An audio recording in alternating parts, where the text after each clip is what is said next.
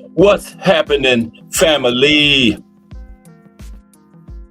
It's Cat Sports again. Back for another afternoon with my people. Now, as usual, before I get started, let me give a shout out to the JBT community. Just Boxing Talk. We're a group of people that just love to talk boxing. And we're always looking for others to join us. And you don't have to have a podcast channel or anything like that. The only requirement is you just had to love to talk boxing. That's all. J Hardcore hashtag JBT from Hardcore Boxing News, the creator of the hashtag JBT. Salute. Thomas Hill, hashtag JBT.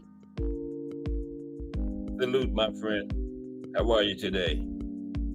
Good to have you in the building. Thomas Hill. Justin James, hashtag JBT. Hashtag JBT in the building. I tell you, man, that hashtag JBT is becoming popular. First 3 people in here wearing it. Hashtag JBT. Just Boxing Talk. Y'all better get with the program. I serve 88 in the building. What's up? And a good afternoon to you. I serve 88. Welcome to another episode of Cat Sports, the History Channel. This is the Monday afternoon edition. Everybody getting back into that work week okay? Starting the cycle all over again. We got a good one planned for you today. Well, how is everybody this afternoon, first of all? Mine is rolling along smoothly. Had a busy morning. Missed the hangout this morning. I hate when that happens. But you know, sometimes you get caught up in work and stuff, you know. Just happens. But I hate it. But I'm gonna catch it tonight. Because J Hardcore spins the block. Comes back at 8. That's the good thing about it. You miss it in the morning, catch it at night. 8 and 8. Okay. 8 plus 8 equals the hangout, y'all. Okay, we're going to talk about the history of boxing in Cuba. That's what we're going to be doing this week. You know, going to a few different areas of the world, looking at the history of boxing areas. Today it's going to be Cuba, and the profile is going to be on guess who? Who else? Who do you think of when you say Cuban boxing? The one and only Teofilo Stevenson, okay? And the man was just an amateur, never turned pro. Still, he was a bad boy, man. And we're going to talk about him today. And had some fights this weekend. Look at the results of those. Y'all like those NFL playoffs this weekend? Well, if you're a Ravens fan or a Lions fan or a Chiefs fan or a 49ers fan, I know you loved it because that's the Final Four. Let's take a quick look at it because, as I said, this is called Cat Sports. It's primarily boxing, but it is a sports channel. So let's take a quick look at those NFL playoffs. Okay, Saturday, the Ravens beat the Texans 34-10. They kind of scared me starting out. I saw a guy down there, man. It was like, I think it was in the teens with the wind chill. This guy down there with no shirt on. Now, I've seen him do it on TV, but first time I actually been at a game and seen it, you know, with my own eyes, man. I had on like 3 layers and was freezing. He had no shirt on, man. Bare-chested. You know, he had a line of juice in him. But he was having a good time. His Ravens was winning. 34-10 over the Texans. One game away from the Super Bowl. And also on Saturday, the 49ers beat the Packers 24-21. Then Sunday, Chiefs beat the Bills. And that's who the Ravens will play. I was hoping the Chiefs would win because the Bills are just dangerous, man. But I would rather play the Chiefs. Let's just put it that way. And we got them next Sunday. Chiefs at Ravens for the AFC Championship. And in the NFC, it's the Lions at the 49ers. I tried to tell this show early in the season. I was talking about how good the Chiefs were, and he was like, well, they got beat by the Lions on the first game. And I said, well, watch those Lions. Keep an eye on them. And I wrote his name down. This was the first game of the season. Wrote his name down. And I revisited that and made a comment to him over the weekend. Of course, no response. Because I told him way back in week 1 to watch out for those Lions. He's putting them down. But look where they at now. One game away from the Super Bowl. That's why, man, when you speak on a subject and don't know what you're talking about, that's called ignorance, man. Right? It's called ignorance. And like Hey Hardcore, my buddy says, don't go back and forth with them. Because if you know you're right and you know a person is wrong, and you sit there and go back and forth with them, what does that make you? Just as ignorant as them. Okay? But anyway, let's get back to the boxing. But that's the conference championship games are all set now. We got the Chiefs at the Ravens and the Lions at the 49ers. So that's next Sunday. Okay. We'll see who will be in this year's Super Bowl. All right, Mike Masick in the building. What's up, Mike? Welcome to another episode of Cast Sports, the History Channel. We're going to be talking about the history of boxing in Cuba today. This whole week it's going to be a different country or a different region of the world. Little history of boxing there and a profile on a famous fighter from that area or country. Today it's going to be Teofilo Stevenson. Who else? When you're talking about boxing in Cuba. Who else? Okay. But salute to Mike Masick. Still got that snow on the ground. It won't melt because it's been so cold, Yeah.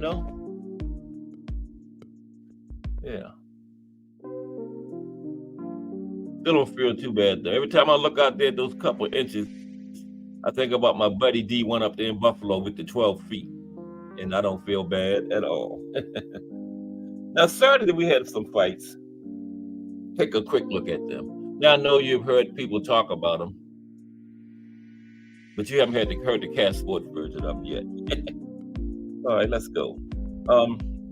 Natasha Jonas and Michaela Mayer was the main event, right?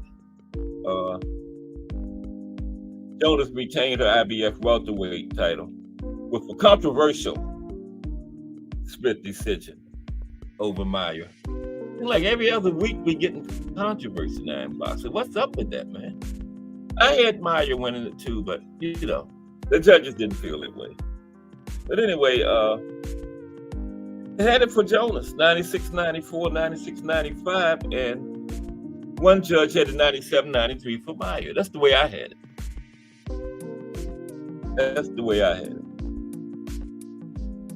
And if you would be so kind as to smash on that like button on the way into the building, I would truly appreciate it so much.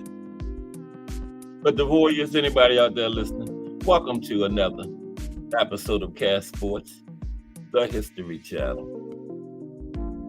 Talking about the history of boxing in Cuba today. Teofilo Stevenson is the profile.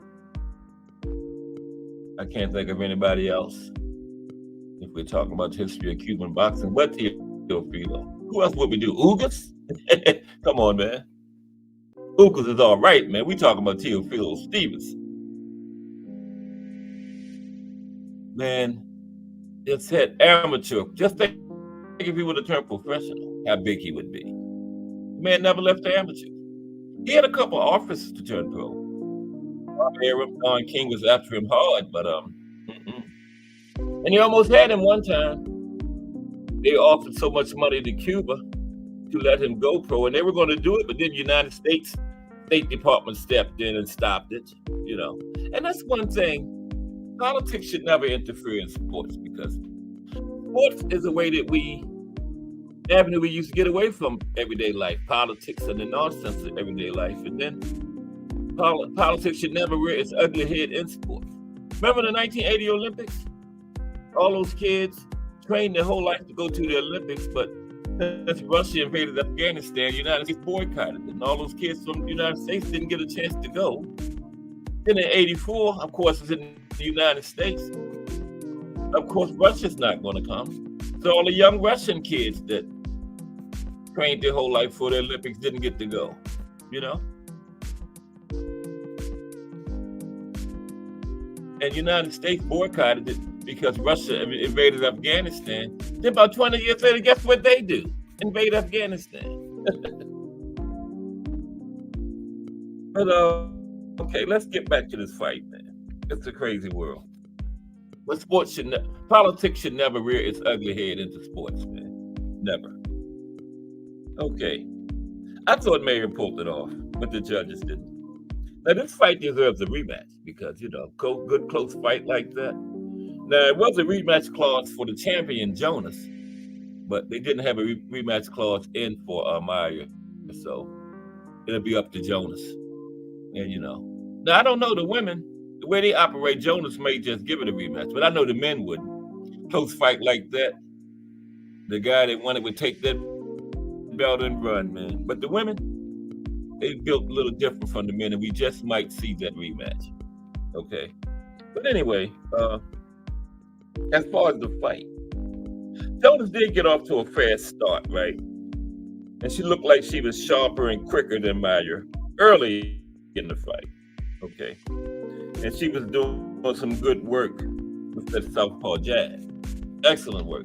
She had that southpaw jab popping out there, man. Now, Mayer was the aggressor early, and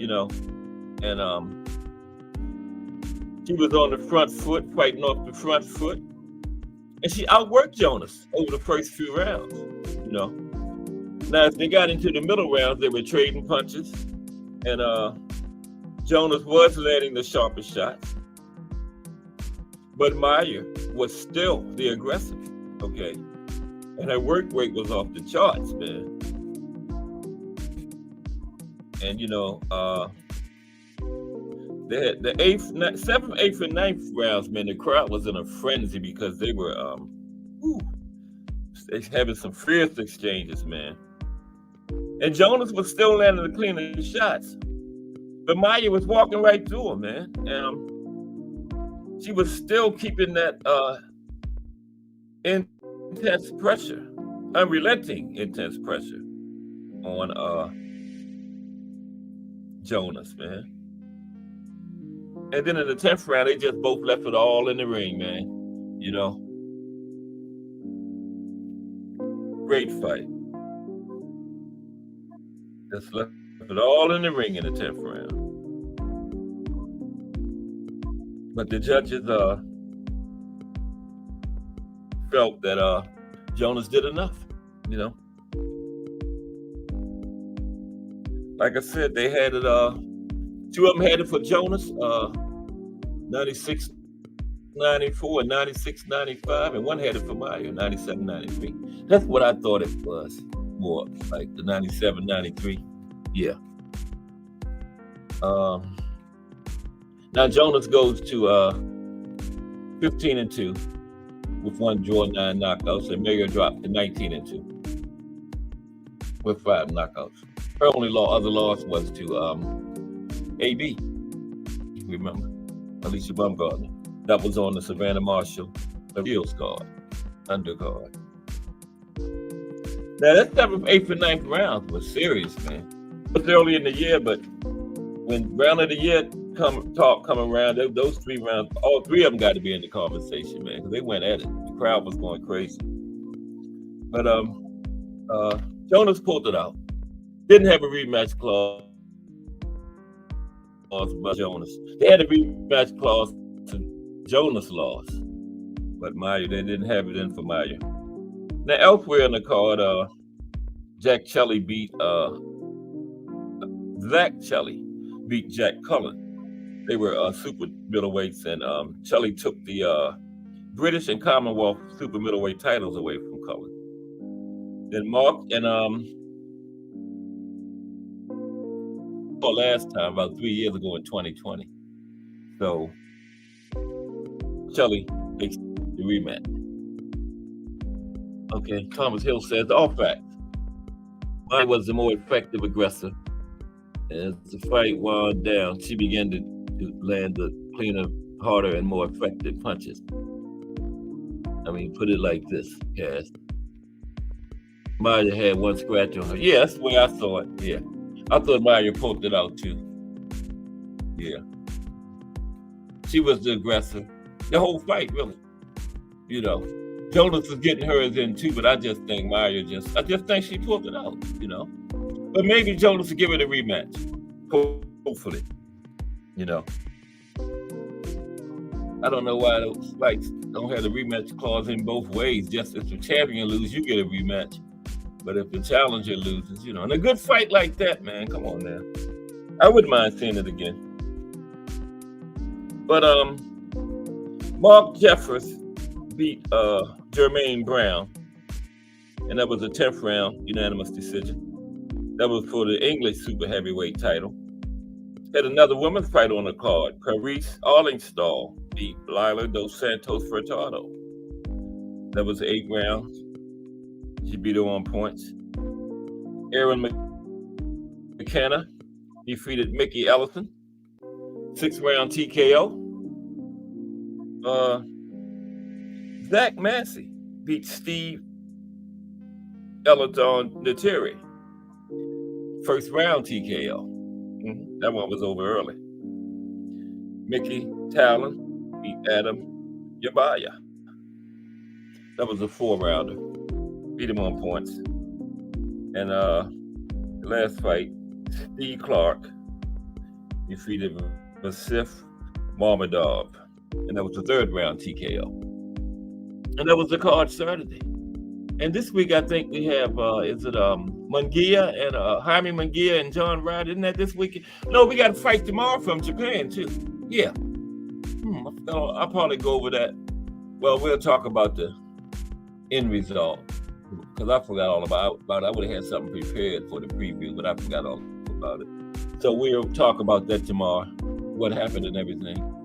And I think it's probably be in the morning. I don't know what time. You know how it is in Japan. But Tuesday is their big fight night. I asked the Asian guy one time, why did they do that with these Tuesday fights? You know, he said, like Saturday is ours. It just happens to be Tuesday in Japan. That's their fight night, Tuesday. So, hey. But, yeah, and because of the time difference, it'll probably be early in the morning. BN Boxing News in the building. What's up, BN Boxing News? Welcome to the Monday afternoon edition of Cast Sports, the History Channel. Ernest Johnson. 3 a.m. Ooh, thank you, Ernest Johnson. 3 a.m. Eastern. Wow. That's early. But we're hardcore boxing fans. I know I'll get up and watch it. Because everybody else in here probably will too. Thank you, Ernest Johnson, and salute to Ernest Johnson. 3 a.m. in the morning. I think I've seen you over there on Bruce Gas before, Ernest. Welcome to Cast Sports, the History Channel. Okay, and there's Coach Thomas Morris in the building. Our personal trainer, Coach Thomas Morris. Salute, Coach Thomas Morris. How are you today? Good to see you, bro. Yeah. So this morning, well, tomorrow morning at 3 a.m., we got boxing from Japan.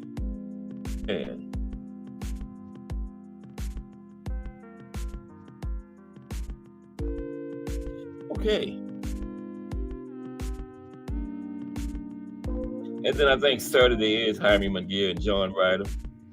But today, we're going to talk about boxing in Cuba, featuring Teofilo Stevenson.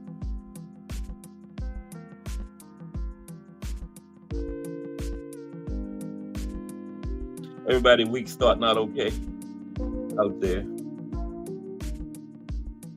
Hope you spend this next couple hours with me and can make it a little bit better. Appreciate you, Ernest Johnson. Appreciate you. Welcome to the ABT community, Just Boxing Talk. We're just a group of people that love to talk boxing.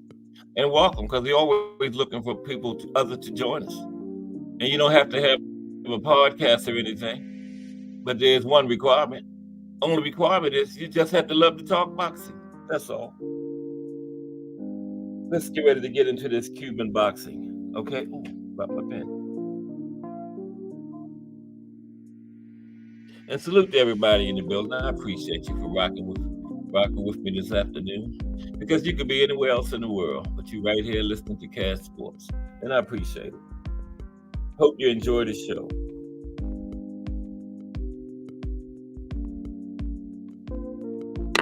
Take a drink of water before we get started.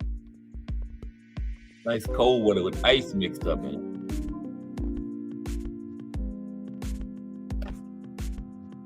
Thomas Hill in the building. No, it's going to be a good show. Thomas Hill hashtag JBT. I mean, Jay Hardcore out there. Some hardcore boxing news. Just Do Boxing probably listening. He's coming on next at 4 o'clock with another fire episode for us. The Voice. Just Do Boxing, excuse me. All right. Now, boxing is a popular sport in Cuba. As of 1992, there were over 16,000 boxers on the island, okay? Now, across Cuba today, there are 494 boxing coaches and 85 facilities. Of the 99,000 athletes and 99,000 athletes in Cuba, currently, 19,000 are boxers, including 81 of Olympic competitors, even though only 12 actually make the Olympic team, right? Now, professional boxing was banned from Cuba from 1962 all the way up till 2022, 60 years. Ain't that something? There's Ed McQueen in the building. Salute. Attentive Ed McQueen. We should be seeing some more casual corners in the near future, hopefully. I missed those casual corners from Ed McQueen. That was must-see TV. Hopefully we'll have some back soon. But salute Ed McQueen. How are you today, sir?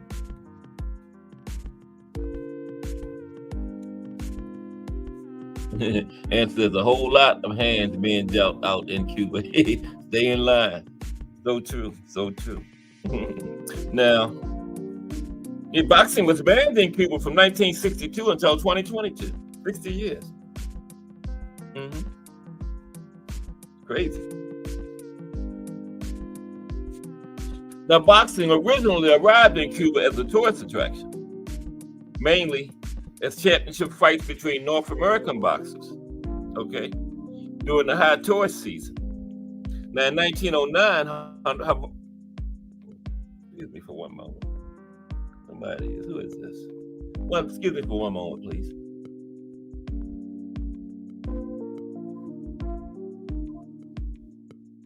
Okay.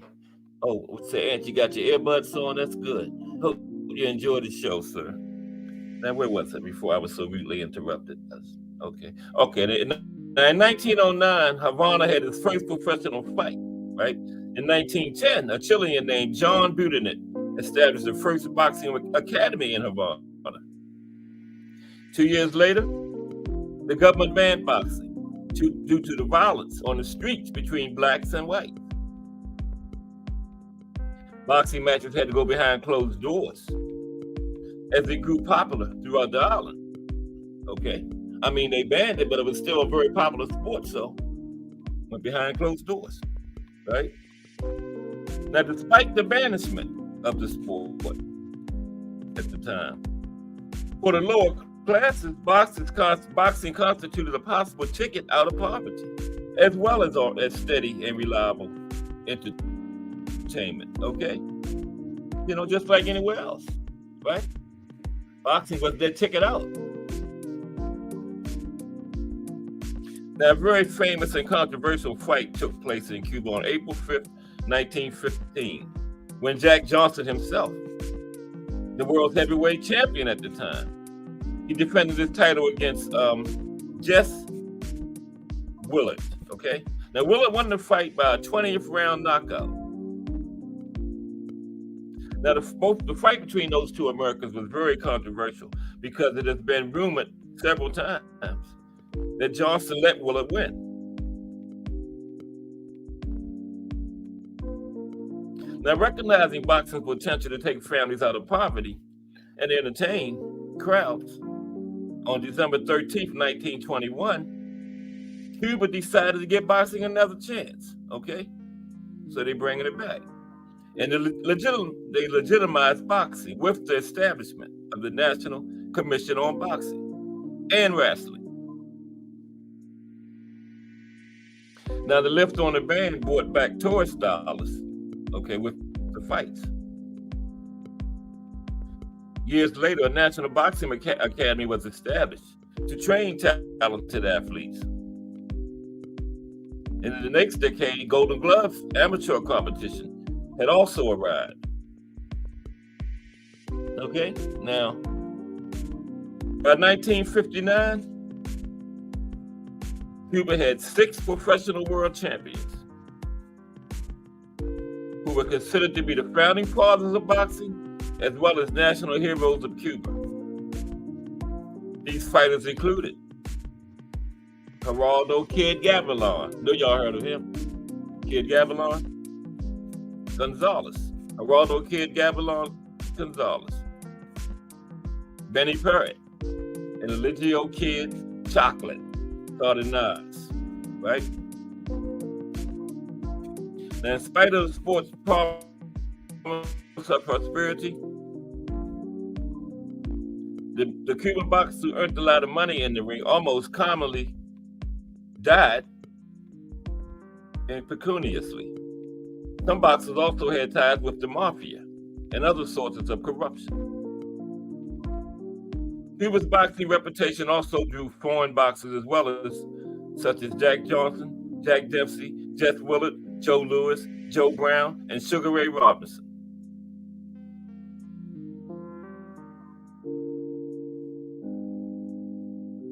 Now, although Cuba had traditionally done well in professional boxing, they did not win a gold medal until after 1959.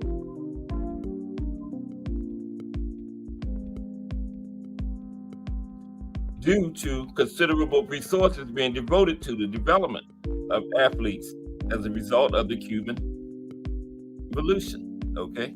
So they started throwing resources after 1959, and it started paying off.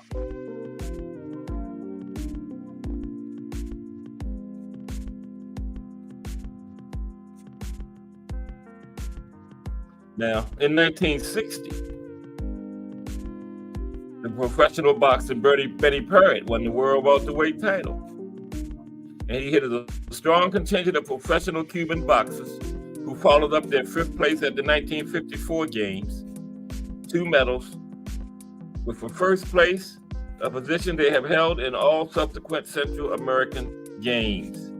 Wow. In the Pan American Games, where the competition was stronger, Cuban boxers also performed well, particularly from the late 1960s forward.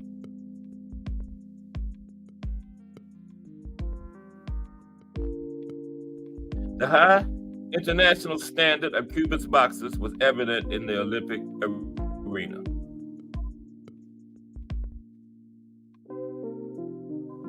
Now, in 1961, along with other sports, the revolutionary government banned professional boxing again. Remember, it was banned from 62 all the way up to 2022. However, thanks to a huge government financial investment, Cuba has built a reputation in Olympic boxing. At the 1968 Summer Olympics, Cuba won 2 silver medals. At the 1980 Moscow Olympics, Cuban boxers swept the field, winning 10 medals, 6 of them gold. 6 gold medals and 1 Olympics for Cuban boxers. 1980, that was the one. The United States boycotted that one, okay? At the 1992 Summer Olympics in Barcelona, the Cubans outdid themselves with 7 gold medals and 2 silver medals.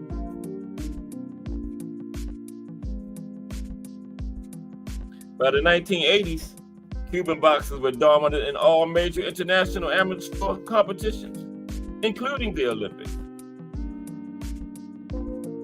Throughout this Olympic history, Cuba won 37 gold medals, 73 overall in boxing. Second place in the all-time medal table, Cuba is the only country that has 2 3-time Olympic champions, Teofilo Stevenson and Felix Savon, 2 3-time gold medalists. I think we got 1, right? How many Clarissa? Clarissa have 2 or 3? No, I think Clarissa has 2. I'm not sure. Somebody help me out in the chat. How many gold medals does the GOAT have? Thomas Hill, I know you know.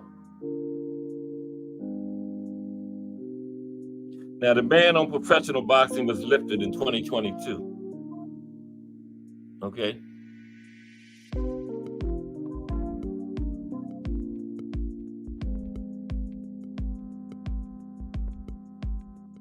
Now, foreign influence contributed to the development of Cuban amateur boxers. Before the Cuban Revolution in 1959, Cuba's achievements in amateur boxing were diminutive. Components of their boxing style were derived from American professional boxing, okay? Components of the Cuban amateur style was derived from American professional boxing. 2. Okay, thank you, BN Boxing News. The GOAT has 2. So the United States don't have no 3-time gold medal at a time. Cuba got 2 of them. Okay.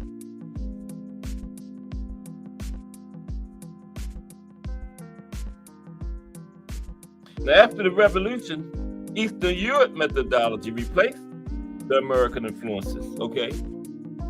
So Eastern Europe went down there. A guy named Andrei Cherboyenko of the Soviet Union has trained Teofilo Stevenson, and his compatriot Vasily Romanov has trained boxers as well. Okay.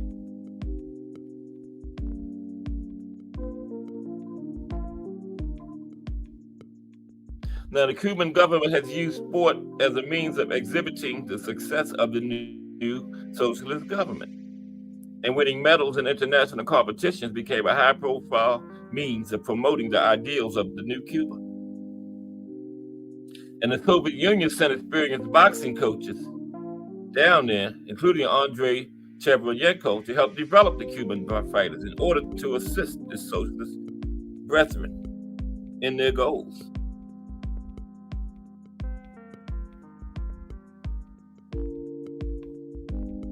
Now, Cherboyenko helped develop a comprehensive national recruiting and training program based on the Soviet model.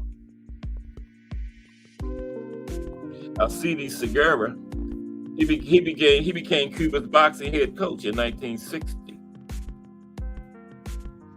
And he later passed his position on to Sarbelo Fuentes in 2001.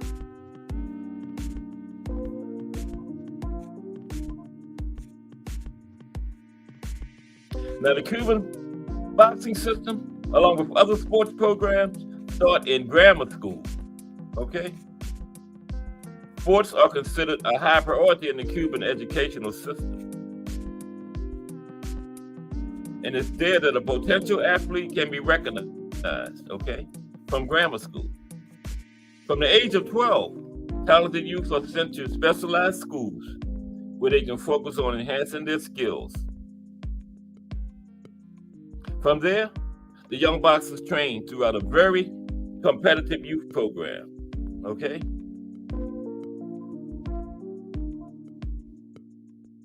Now, the ones that graduate from the program are sent to the top school in Wajay, where they train in advanced drills and exercises.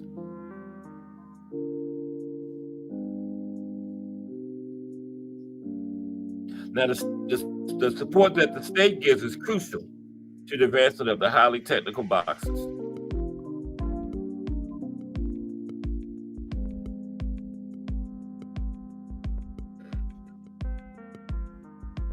Okay, yeah, smash on that like, y'all. Now, Teofilo Stevenson, he won 3 Olympic gold medals. Okay, 1972, 1976, and 1980. He has made many contributions to Cuba and Cuban boxing. He is known for his sportsmanship, receiving the UNESCO Pierre de Coubertin Fair Play Prize in 1989. After he retired in 1986, he has served both on the Cuban Parliament and as the Vice President of the Cuban Boxing Federation. And after a career of fighting for their country, most Cuban boxers continue to stay in the sport, many as administrators or trainers. Through this, the knowledge and experience is passed along to the next generation of athletes. Okay, let's take a look at Teofilo Stevenson. Thank you, Thomas Hill. Appreciate you.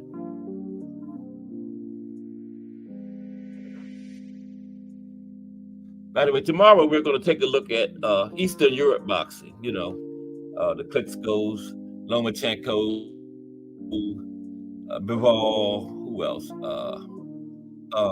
What's the heavyweight name that's fighting for Undisputed? Damn, I got a brain lock. One that's fighting Fury. Him, Eastern Europe. Did I say the one at 140? Well, but you know, just Eastern Europe boxing tomorrow. Okay. I can't believe I can't think his name. Is it Usyk? Yeah, Usyk, right? Yeah, Eastern Europe boxing will be the highlight tomorrow. Okay. Let's take a look at Teofilo Stevenson.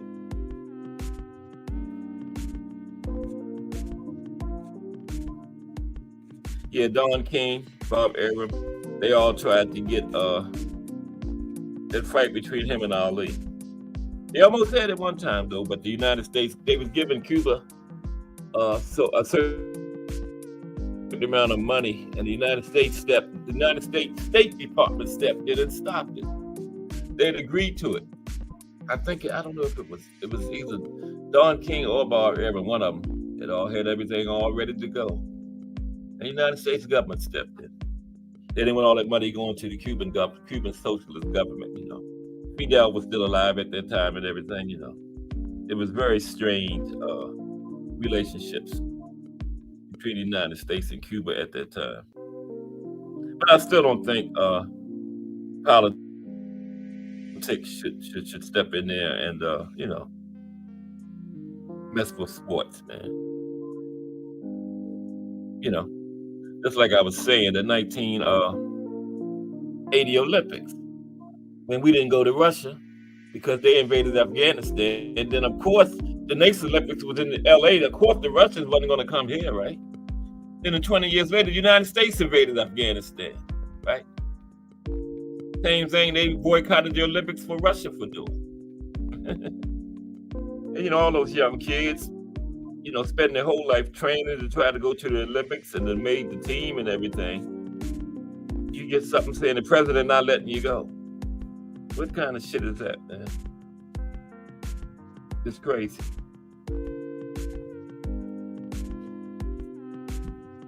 Bear with me for a minute, please.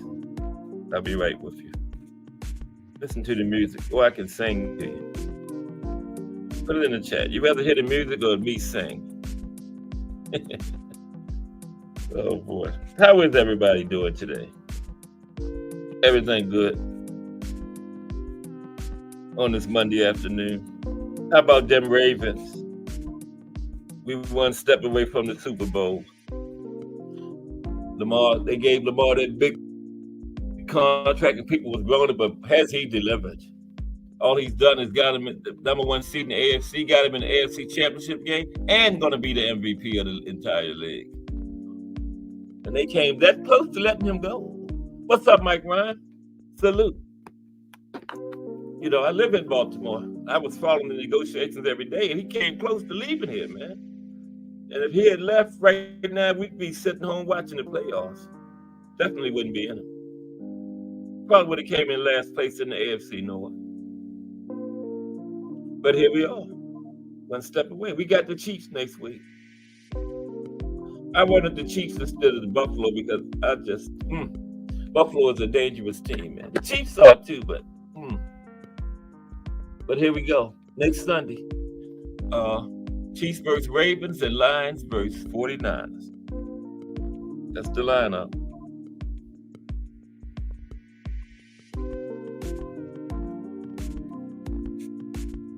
Okay, let's go. Teofilo Stevenson, legendary Cuban boxer, competed in the amateurs.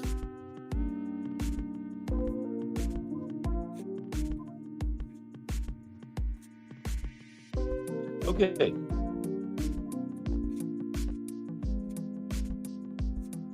Won gold medals in 72, 80.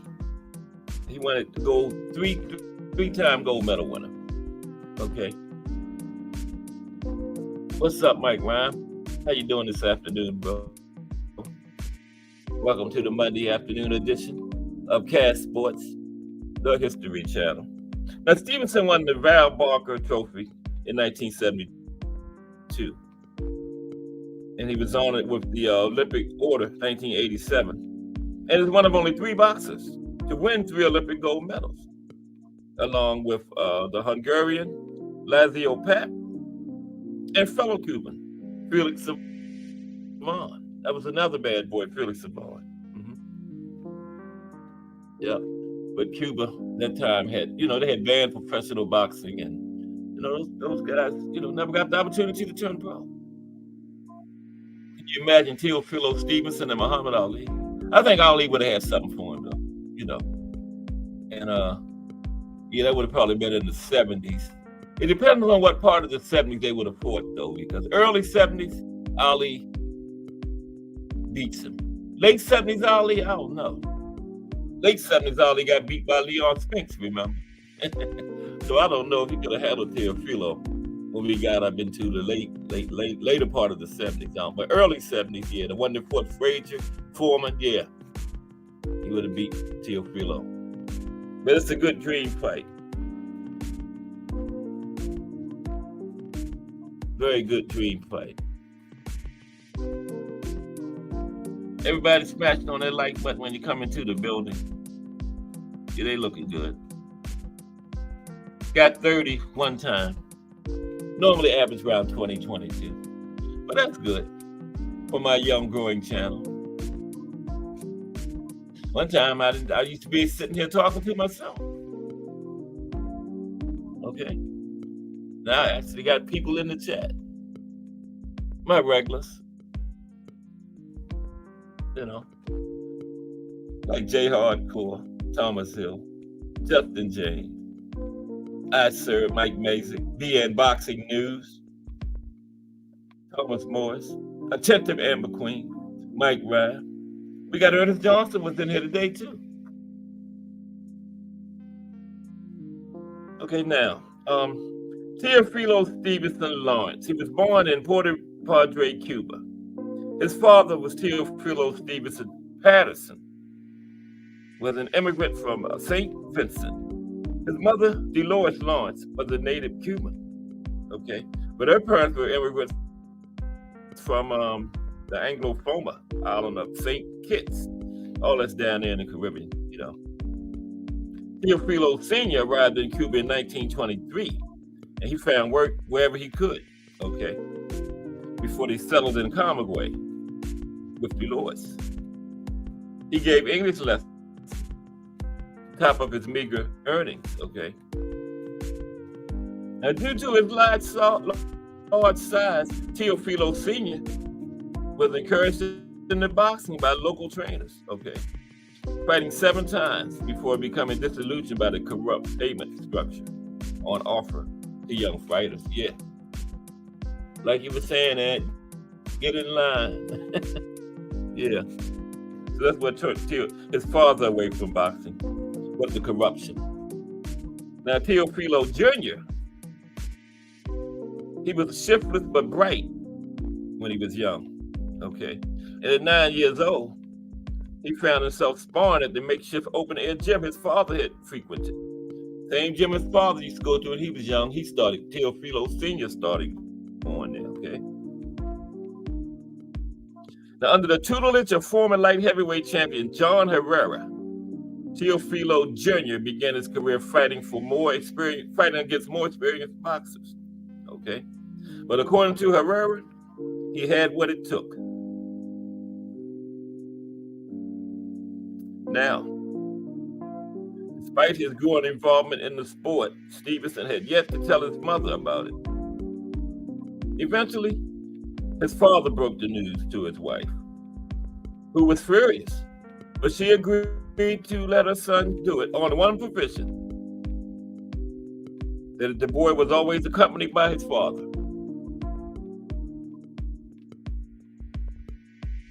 There wasn't no problem. There's Lonnie Lee. What's happening, Lonnie Lee? Good afternoon.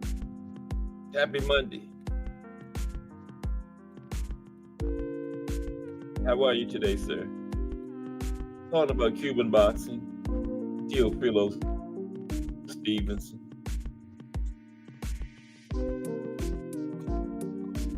That's another episode of Cat Sports, the History Channel.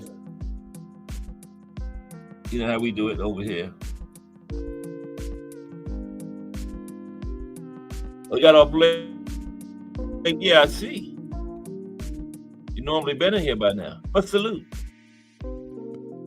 Glad you could make it. Always a pleasure to see you. Lonnie Lee. Oh, I'm sorry. How could I do this? Lonnie Lee, hashtag JBT is in the building. My bad, Lonnie. Smack myself upside the head for that. Can't forget that JBT. That JBT is all over the place now, man. I got more JBTs in here than not. And everybody's gonna have it eventually. You know. It's a matter of time. Okay, now let's take a look at Teofilo's boxing career. Okay. The beginnings. Now, the young Stevenson continued to improve under Herrera in the mid-1960s, okay? He won a junior title, gained additional training in Havana, right? Now, as wins started drawing the attention of Andrei Cherbayenko, remember, he was a Russian guy that came down there. That Russia sent over there, you know, because Cuba, you know, they wanted to use Cuba's dominance in sports to enhance the socialist program, you know, that the country was under, right? So he started getting the attention of this guy, Andrei Cherbayenko, right? Cherbayenko, head coach in Cuba's newly implemented state sports system, right? What I was talking about, okay? Now,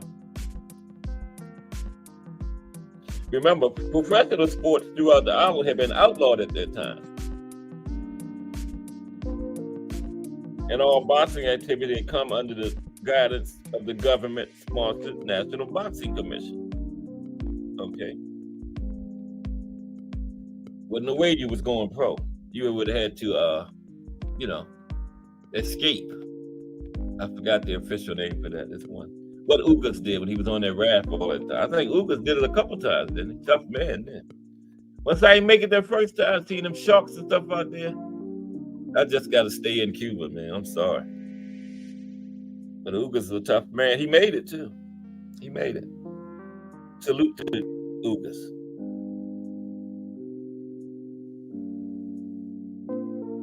Now, Chernyenko, he was a retired boxer himself. Now, they just saying what I told you. He was sent by the Soviet Union, yada, yada, yada. Created Cubans, the little boxing school they had. Okay, I went over that. I had read it earlier. I got a little ahead of myself. I'm sorry. Now, Stevenson's senior boxing career began at age 17 with a defeat in the national championship against the experienced heavyweight Gabriel Garcia. Now, despite that setback, Stevenson went on to register convincing victories over Nancio Carrillo, heard of him, and Ron Perez, heard of both of them. Two of Cuba's best boxers in the weight division. And those two wins got him on the national team for the 1970 Central American and Caribbean Boxing Championships. Now, losing in the final after winning 3 was considered no shame, and Stevenson firmly established himself as Cuba's premier heavyweight at that time. Now, back in the gym, Chernyenko and leading Cuban boxing coach Alcides Segura worked on Stevenson's jab, which became his ultimate weapon and paid dividends when the Cuban easily defeated East Germany's Marit Anders in front of a surprised Berlin crowd. Right, he went over there to Germany and beat him. Now, when he beat German Anders, they made the whole boxing world, amateur boxing world, take notice of him as a serious heavyweight contender. Because Anders was big time. Bern Anders. Now, the Munich Olympics 1972.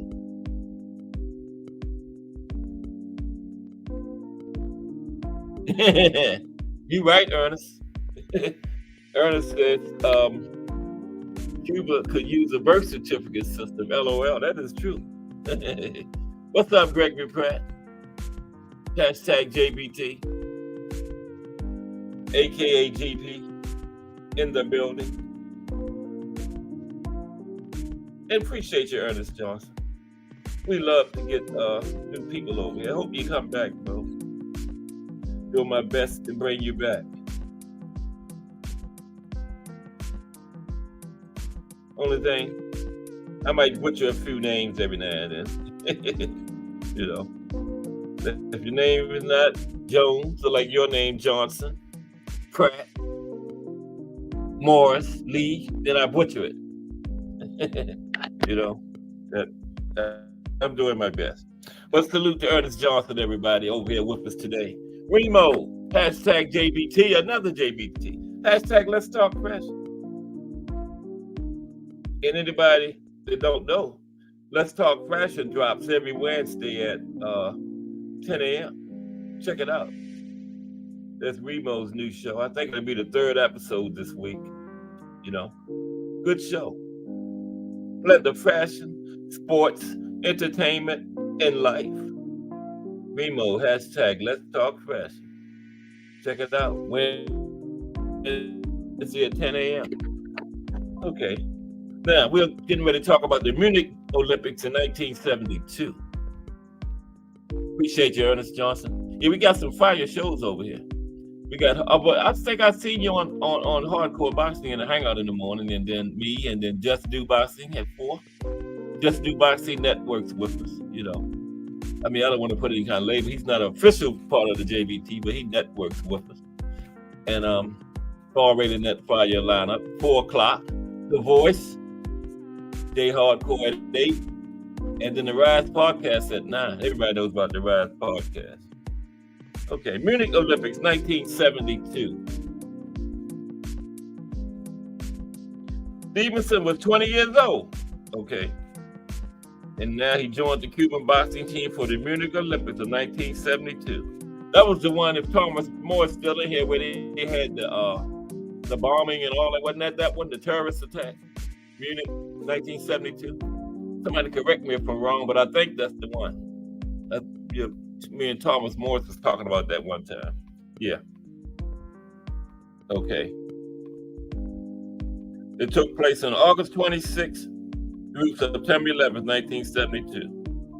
His first fight was against experienced Polish fighter Ludwig Banderas.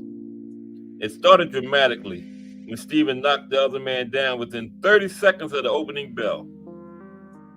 The fight was stopped moments later due to a large cut next to the Polish guy's eye. Okay, so it wasn't the first fight by stoppage, large cut. Okay, then he went to the quarterfinal. He met American Dwayne Barbic. I remember Dwayne. That's Dwayne in the what you call it? On the picture. Thumbnail. Yeah, I think that's Dwayne Barbic on the thumbnail when he was younger. Okay. But he met him in the quarterfinals.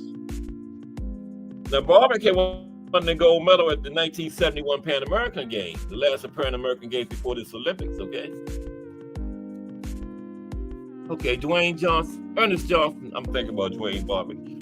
Ernest Johnson says, I check in to everyone's channels. I'm a boxing junkie and believe it's important to hear different perspectives. I like that, Ernest Johnson. Yeah, you are a boxing junkie. That's the way I look at it too, bro. I appreciate you. Everybody salute Ernest Johnson. That's our kind of guy, man. Hardcore boxing fan. Glad he's in here today. Okay. Now, yeah, they stopped it. The quarterfinal fight was against Dwayne Barbic, American. He won the gold medal at the last Pan American Games before the Olympics, by the way. And he had beaten Stevenson before. They had fought before. And Dwayne Barbic had beat him.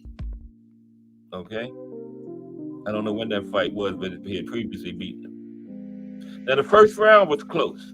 Okay? Barbic won the second round.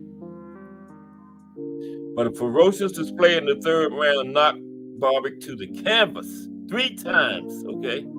And the fight was stopped.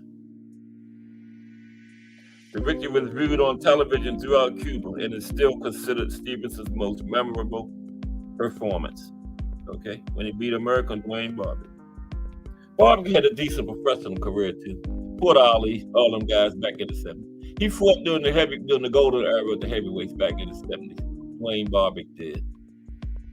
Okay? Yep. Now, in his next fight, Stevenson easily defeated German Peter Hussein in the semifinals, okay? Semifinals by TKO in the second round. So, none of his first 3 fights went the distance. And he got the gold medal after Romanian Ian Alexei failed to appear in the final due to injury. So he won his first 3 fights. I think this was his first gold medal too. He won his first 3 fights by stoppage.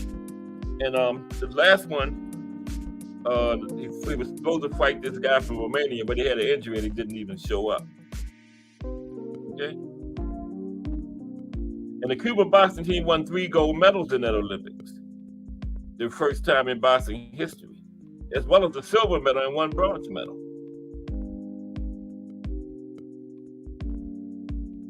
And the Munich Games was what established Cuba's dominance over the amateur sport. And that lasted for decades, okay? And that Olympics was the one that established Stevenson as the world's premier amateur heavyweight fighter. Okay? I'm gonna drop the link after this too, because it looks like we got a lot of people in here that might want to hit the old link. Okay, so I'm gonna drop Mr. Link after this. Oh, it's still early. Yeah, plenty of time to drop the link. So the 1972 Olympics was what really put Stevenson on the map as the world's premier amateur heavyweight boxer, and that would have been around the time, if he was going to go pro, would have been around the time when most people in other countries would have been doing it. Okay, so that's what I'm saying. Around that time, Ali would have beat him because Stevenson would have been very young. And Ali was, in his 30s by then, because he was coming back from the band, remember, like a year or so before that time. But it still would have been a very interesting fight. And he wouldn't have fought Ali yet, it probably would have been like by the middle 70s when him and Ali would have met. If he would have turned pro right then, coming out of the Olympics when most fighters turn pro, he probably would have met Ali around 75, 76, somewhere around in there. Yeah. Okay. In less than 2 years after successful performance at the Munich Olympics, Stevenson was then 22 years old. And the Cuban governor gave him a house for himself in Havana and another for himself and his family in Delicias. Okay? But that's somewhere in Cuba, Delicias. You know what I mean. Stevenson later recalled, I had no idea the house in Delicias was going to be so big. When I was shown the plans, I said, what is this, a bunker? Okay, AIBA President Anwar Chowdhury, when asked did the Cuban authorities act improperly in giving Stevenson 2 houses and 2 cars, he said, these things should not be allowed. If gifts are to be given, it should be for everybody, not for a few. Over tea at his office in Havana Sports City's Coliseum, Ender President Conrado Martinez Corona defended the local practice of giving. Ender has something to do with that Cuban boxing program, and the president was defending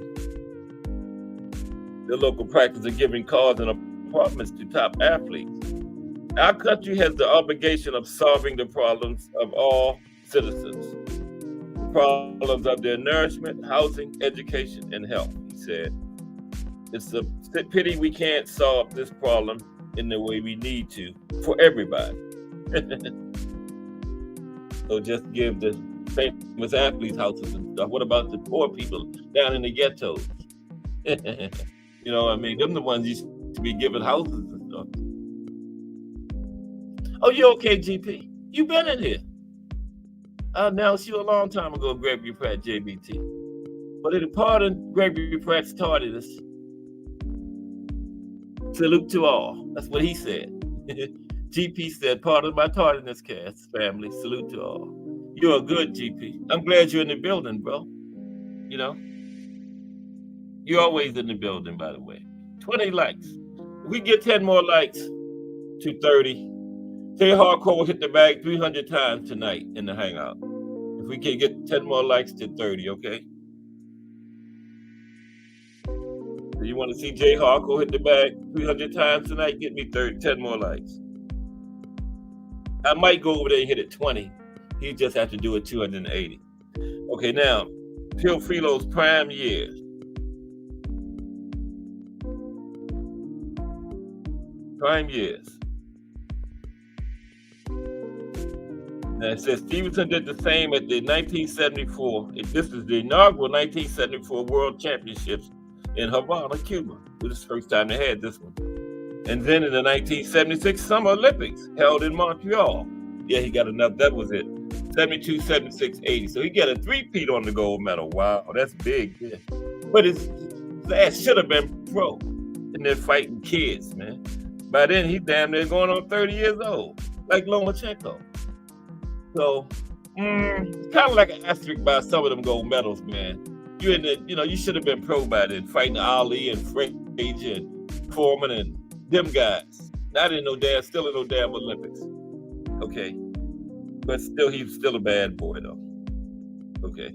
Now, he repeated it again in 1976 Summer Olympics held in Montreal. That's the one where the United States went off. Remember Sugar Ray, the Spinks brothers, Howard Davis? That was that one. Stevenson repeated the feat once again. By then, he had become a national hero in Cuba. But it wasn't his fault. The government wouldn't let him turn pro. So if he could have turned pro, he would have turned pro. Okay. It wasn't Teofilo's fault at all. That was the policy in this country. Professional boxing was banned, remember? And you had to escape. What do they call that? I can't think of it. You run away. What Ugas did. It's a formal word for it. I know it, but I just can't recall it at this time. Put it in the chat, somebody, please. When you leave your country, go to another one like Ugas did on the raft. What do they call that? I call it escaping, but it's a formal word for it. I know it. I'm gonna have to look it up. We got a thing called Google nowadays, right? Somebody will have it in there in 5 minutes. I'm gonna look it up. Okay, prime years for Teofilo.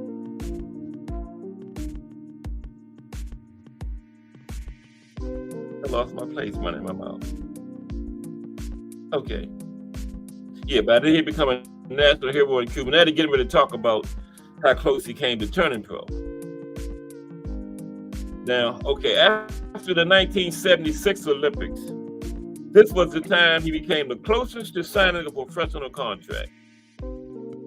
As American fight promoters, you know, Don King, Bob Arum, you know who they're talking about. Them two. As American fight promoters, man, my big fingers to hit the button, offered him $5 million to challenge world heavyweight champion Muhammad Ali. But that was probably Bob Arum because he was promoting Ali around that time. Yeah. They offered Teofilo $5 million to fight Ali.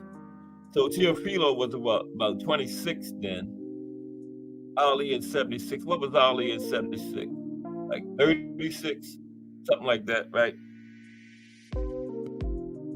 And if Teofilo had accepted it, he would have made Stevenson the second boxer to go straight from the Olympics into a professional debut with the world's heavyweight crown on the line after Pete Badametis had done it. He would have been the first boxer to go from the Olympics straight into a world title fight. It was the second one to ever do that, okay, but he didn't do it. Now, Stevenson refused the offer. However, asking, what is $1 million compared to the love of 8 million Cubans? So he loved his country. Stevenson went to the 1980 Summer Olympics. I think he was 30 by that time, in Moscow, and became the second boxer ever after Pat to win 3 Olympic boxing gold medals. But you're 30 years old, man. You know, you should have been fighting Ali and all them, man. It wasn't his fault, but I still got an asterisk by that one. Come on, man. 30 years old, Okay. But the Moscow Games were the 19th occurrence of the modern Olympic Games. That was the one the United States boycotted, remember? Now, Stevenson participated at the 1982 World Amateur Boxing Championships in Munich, but lost to the eventual silver medalist and future professional world champion, Francesco Damiani from Italy. Yeah, remember Francesco. Didn't do that much in the pros, but had a great amateur career.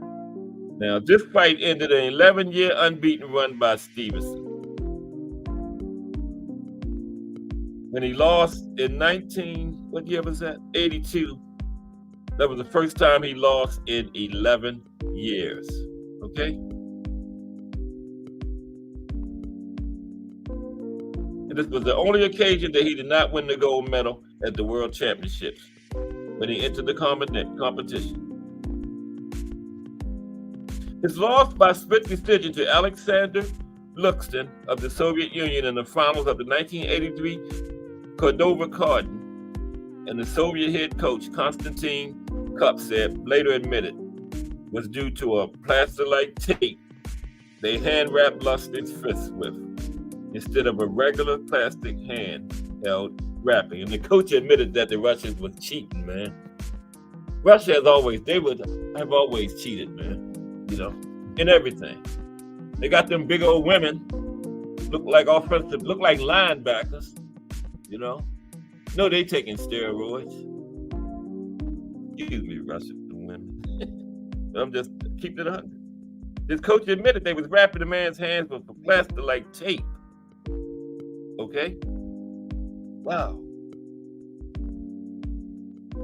Now, Stevenson might have won a 4th gold medal at the 1984 Summer Olympics, but the Soviet Union boycotted the games, which were hosted in Los Angeles, in retaliation for the American boycott of the 1980 Moscow competition. Of course they was going to boycott. You didn't go there in 80. You knew they weren't coming here in 84. No way. No way. Defecting. Thank you, Thomas Morris. I don't know why I couldn't think of that. Defecting. I forgot all about it. Defecting. And I'm sorry, Thomas. What's this guy's name? Teofilo was a great champion. He was kind of old fighting in the amateurs, but he was a great amateur champion. It wasn't his fault, you know. But yeah, the Russians was using the coach admitted they were using a plaster-like substance wrapping the Russians' hands when he fought Teofilo. Wow. Instead of the regular plastic hand wrapping. That's crazy, man. Okay. Now, he would have they say he probably would have won in '84, but when the Russians boycotted, Cuba also boycotted, you know. Because Cuba's Russia's ally like Canada or England is to us, you know. That's how close they are, you know. Yeah, they're real close allies. At that time, yeah. So when the Russians boycotted, the Cubans didn't come either. Or Teofilo probably would have had a 4th gold medal. More than likely, you know? More than likely. Yeah. Yeah, that's right, Ed. That's what I was talking about, yeah. What's up, Fender Bender? Fender Bender's in the building. Salute to Fender Bender himself. In the building. Welcome to another episode of Cat Sports to History channel. Fender Bender. I'm going to drop the link in a little while. As soon as I finish this. Yeah. But had they not defected, he would probably be the only one with 4 gold medals in boxing. Yeah. Because I had him winning in '84. Okay. So now we're up to the '84 Olympics. He did not compete. Right. Moscow and Havana. Cuba, they boycotted. For consolation, he beat future Olympic champion Tyrell Biggs in February 1984, breaking 3 ribs in the process, right?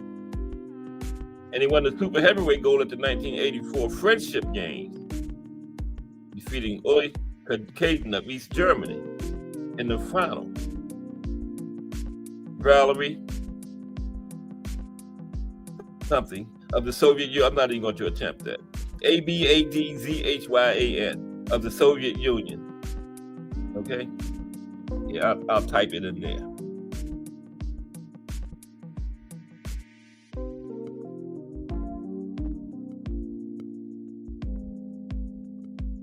Excuse me for 1 second. My friends.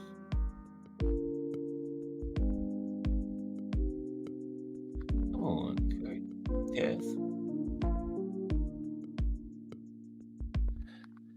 Tyrell Biggs, did he win the heavyweight medal with the in the '84? I knew he got a gold medal.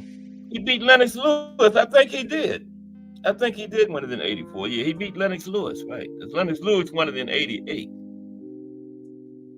So that's what they're saying. For consolation, Teofilo beat the guy that won the gold medal that year, you know. So he would have had 4.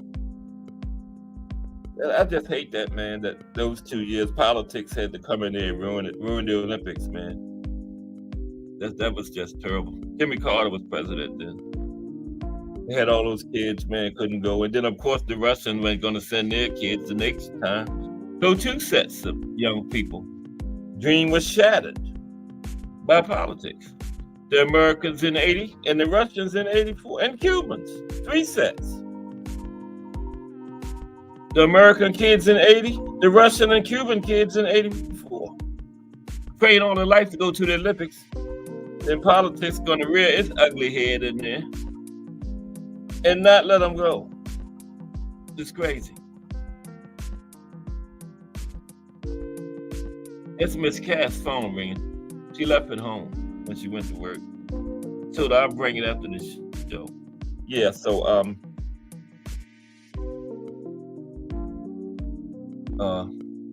Teofilo beat that guy that's in the chat at the final of the 1984 Friendship Games, okay, from the Soviet Union.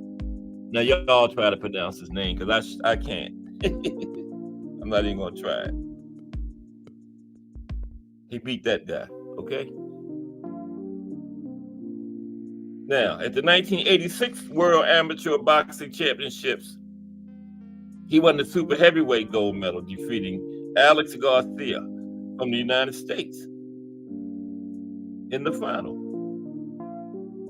After that, he retired from boxing.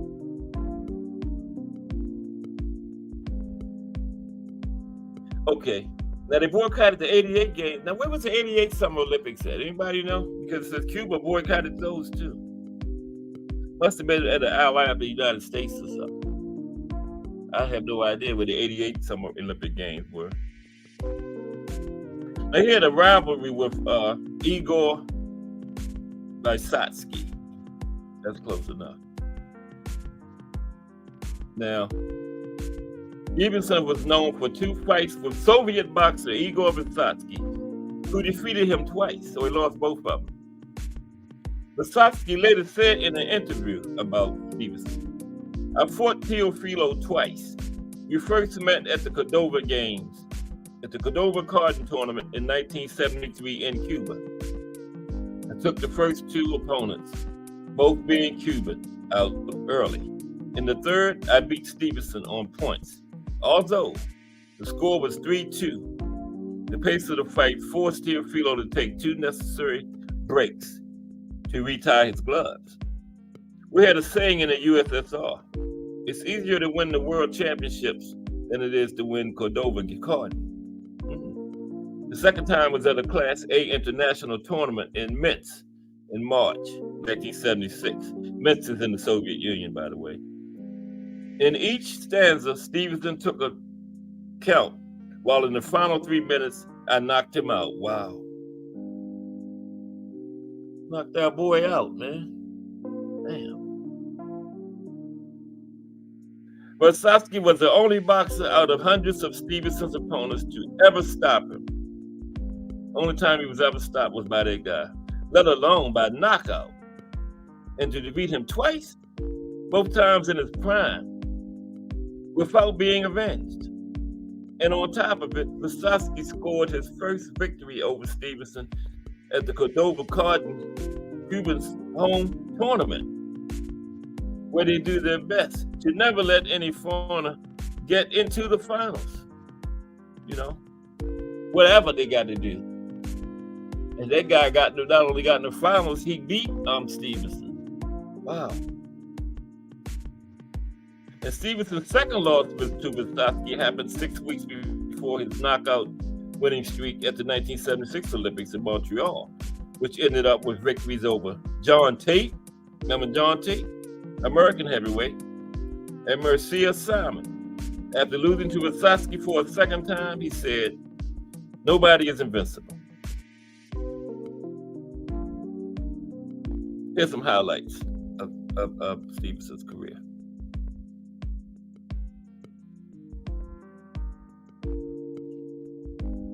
His debut, 1966, Las Tunas, Cuba.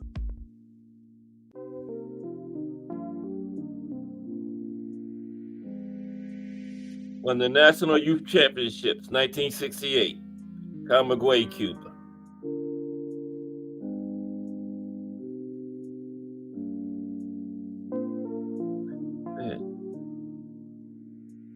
Can't read this stuff ain't even in English.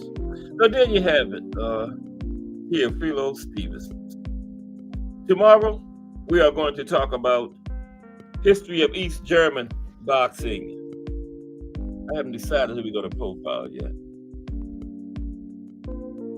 But, you know, East German boxing, Lomachenko, the Klitschko's, Usyk. What was the guy at 140? Fought Bud, he fought Gary Russell Jr. He just fought, he used to be trained by Freddie Roach. Oh man, Victor Postol, Victor Postol. There's some great boxers from East Germany, man. We're gonna talk about their style and all that. Yeah, tomorrow. Okay, let me get this link in here. We got 30 minutes. Put the link in. And somebody can come chop it up. Or keep listening to me.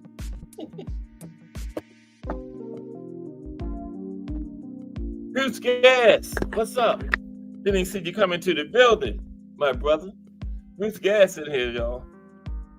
Bruce Gas, boxing, jazz, and more. Salute. Bruce Gas. Wow. This is the most people ever came in here because I write names down and I'm all the way at the bottom of the page today. I've never been down this far on the page before. Yeah, sports is growing. Remember, Just Do Boxing is next. I rushed out of here Friday. I didn't even get Just Do his proper invitation. I was getting close to running into his time. Sorry about that, Just Do. I didn't give you your proper introduction Friday. I rushed out of here too fast. But everybody knows who the voice is. But salute to Bruce Gas in the building. Fire channel, Bruce Gas, boxing, jazz, and more. You can go over there and get some history of boxing from Bruce Gas. Might go over there and run into Tim Weatherspoon over there with him. Mm-hmm. Yep. Fire channel. Salute to Bruce Gas. Yeah, that's where I first saw Ernest Johnson at, over there. But I'm gonna put the link in. That's what I was doing. See, my wife left her phone home for work and it keeps ringing. I'm gonna take it down to her in a half hour. She knew what I'd be doing at 2 to 4. I got a few people that depend on me being on here. It's not my fault you left your phone home. I don't know who that is. Probably her on somebody else's phone calling. I ain't answering it. Is that wrong?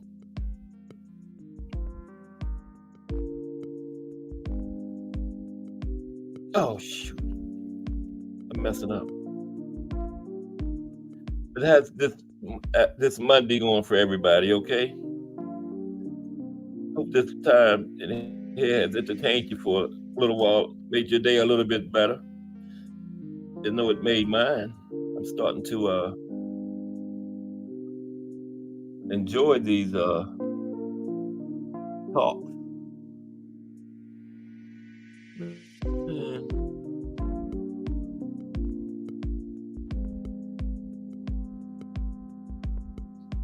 I think that's right.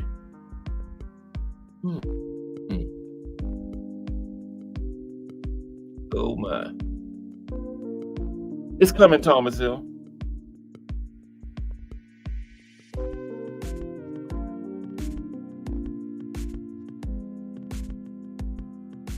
Coming.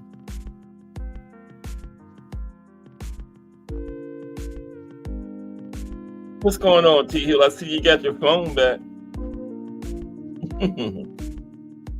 Thomasville hashtag JBT. I was getting ready to say HBT. Hat boxing talk.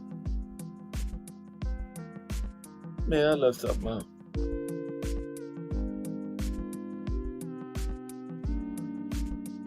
Bear with me.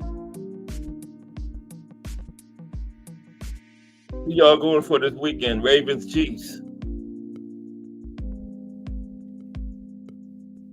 No, I'm going for the Ravens. I was down there Sunday. Told y'all about the guy with no shirt on. I had 3 layers on. It was freezing. He had no shirt on. I could imagine the stuff he had up in him. He was juiced up. God was enjoying himself. The Ravens was winning. Kind of worried that first half, man. But, they had to buy, and they, Lamar and some of the other key starters didn't play the last game of the regular season, so they had 2 weeks off. So, But that second half, man, you see that running attack was just unstoppable, man. One of the best offensive lines in football. And we missing our top 2 running backs. Well, our top one anyway, Dobbins. And Mitchell, he turned out to be a pretty good addition. He was stepping in for Dobbins, and then he got lost for the damn season. That's football, though. But we still right there. It's next man up.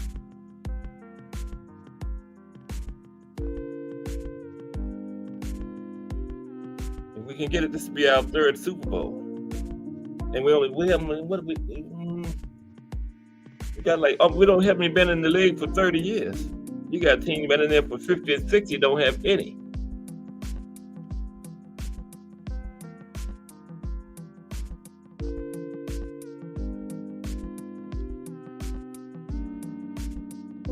Yeah, I don't know if I'm doing this. I don't shoot.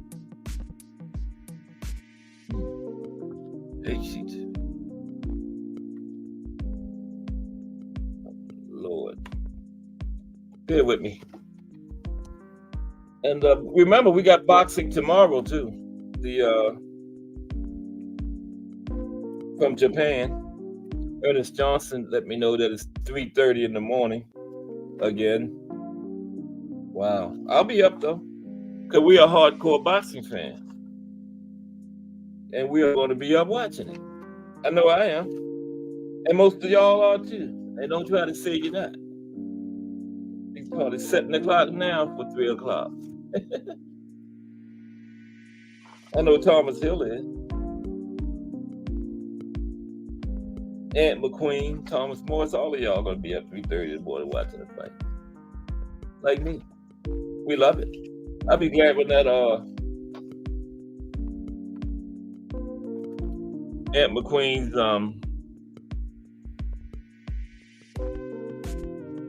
Pedro Warner comes back.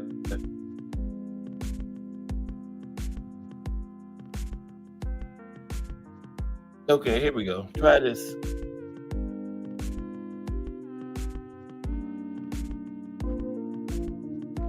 Doc Eric in the building. What's up, Doc Eric? Salute, my brother. How are you? We got Doc Eric in here. This is Cat Sports, the History Channel. You came in too late for the, we did a little bit about the history of Cuban boxing today and profile Teofilo Stevenson. And now I'm dropping the link. Anybody want to chop it up? Uh-oh, that might not be right. But salute to Doc Eric in the building. Welcome to Cat Sports, Doc Eric, the History Channel. Uh-oh. Yeah, I think they're gonna win it, Doc. I really do. They are looking good. I was hoping they'd get the Chiefs, and we got them, you know. There we go. It was right. There's my main man there. What's up, T-Hill? What's happening? Cat Sports, my God. What's good with you? How you feeling? What's going on? Not too much. Just a you tell me, man, you went to go enjoy the playoff thrill over there in Baltimore, man. See how the crowd get wild, go crazy. I'm gonna be there Sunday too. I know. Yeah. And we got one more home game, and then that's it. Win or lose, this is it. Huh? Yeah, that's gonna be a good game too. That's gonna be a real good game. Yeah. And then it's on to the Super Bowl. I think it's in Las Vegas this year, right? Yeah. Correct. Raiders Stadium. Mm-hmm. Correct. So, hopefully they be able to pull it off. I mean, the Chiefs just have a way of finding. I know. Yeah, the Chiefs. Either one, the Chiefs or the Bills, was going to be a tough game, man. Both dangerous teams, Both dangerous teams. That Josh Allen, man, he scares me. That guy, man. He can take over a game. He can. It's just something about that damn Mahomes, bro. Like, I don't know if they hit a reset button or hit the easy button for his ass, but he make plays when he shouldn't be making plays, man. Yeah. Before, I always said if I had a choice to pick any quarterback with 2 minutes left, it used to be John Elway, but I've changed it to Mahomes now. Mahomes is special in the later part of the game, man. He's done it since he was young too, man. It's not like something that he cultivated into. He's been Do you doing this remember since. that game when they were playing Buffalo a couple seasons ago, and Buffalo took the lead, and he only had 13 seconds, and they was like at the 10, almost like inside the 10-yard line, remember? And he went to the left of the field and got the field goal and tied it up. 13 seconds. Buffalo was over there celebrating and everything, man. Thought they had that game. Mahomes brought them back. 13 seconds. He went like 90-something yards. Well, they got a field goal. Yeah. Man. So, yeah, he's dangerous. Yeah, he's dangerous. The Ravens, though, they got a sound team offensively and defensively. So, yeah, it should be a great game. And then I'm hoping that the Lions win. Lions, I really want the Lions to win. But I don't know. I don't think that the Niners play as bad as they did. No. Mm-hmm. I didn't think they would have had that much trouble with Green Bay as they did, man. I thought they were going to win a little easier than that. So, so we're gonna see about that. And plus, I'm a huge Trojan fan. So they got my man Amon St. Ra over there, and he wrecking shop. I hope he have a great day. This will be a rematch if the Ravens and 49ers get there. It would be. If they had Kaepernick last time. Remember, 49ers had old Collins. Yeah, that's the reason why I don't watch football. What's that? Is because of Colin Kaepernick and how they treated him. Yeah, I know. I didn't think that they did fair by him. I mean, it's over with now, but I still think right at this advanced part of time, he got to be better than 60% of the quarterbacks that's in the league. Right. I'll give you a prime example. Remember last week, Cleveland, what's the name, was out. They started. You know who they started, don't you? Joe My Flacco. team is the Eagles. Doc. Colin Kaepernick is better than Joe Flacco. Oh, yeah. And Flacco started the playoff game last week, dude. Back-to-back pick sixes, man. You want to know something? Something? Flacco was good at managing the game.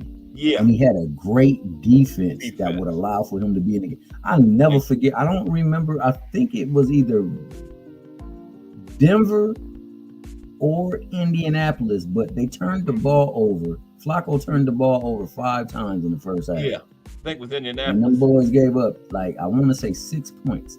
Mm-hmm. And he turned the ball over on his side of the field. Yeah. And they scored 2 field goals. And I remember that vividly because I'm not the biggest Ray Lewis fan. Yeah. But man, that one time when they was on the sideline and he was over there, right before he turned the ball over again, he said, man, I don't care how many times they get the ball over there. They do not get a yard. This is our field. This is mother. He was talking, man, I was pumped, man. And then to see them go out there, my bad. See them go out there and to actually I like the Eagles too, Doc. He said like the Eagles. Yeah. Oh, go ahead. Yeah, my team is the Eagles. They got a long way to go. But yeah, man. I have nothing but respect for the way that they played the game, man. And it allowed for them, having a few big play people on the ends, a pretty good running game for them to just do just enough to win that game. Right. Hold on for a second. Okay. Yeah. Yeah, Doc Ellis, the Eagles, man. When the season started, I thought they was gonna make another Super Bowl run, man. But they just started playing bad at the wrong. They started playing their worst football at the end of the season this year, man. I don't know what happened to the Eagles. They started out pretty good, but at the end, they just was playing bad at the wrong time. And then they got put out. Who beat them? Tampa Bay put them out, I think. Baker Mayfield and Tampa Bay put them out. After making a Super Bowl run last year, man, the Eagles just fell hard. But they're not that far away from being good, though. So, they could get it right back next year. A few key moves, yeah. But yeah, Doc, I like the Eagles. But yeah, you're right. Hurts is a monster. But yeah, Lamar should have that MVP. When did they announce that after the Super Bowl? I think Lamar got that sold up. He really delivered when they gave him that big contract in the offseason. He really showed that they made the right move. Because he got him one game away from the Super Bowl in an MVP season. So, you still there, T Hill? Or you still on the phone? Oh, T Hill must be on. Yeah, I'm still here. I'll be right there. Okay, take your time. I'm just wondering if you were still there. Yeah, but I was just responding to Doc in the chat. He saying some pretty good stuff. Yeah, Hurts is a monster. The Eagles are still not that far away from being back Super Bowl contention again, though. They could go right back next year.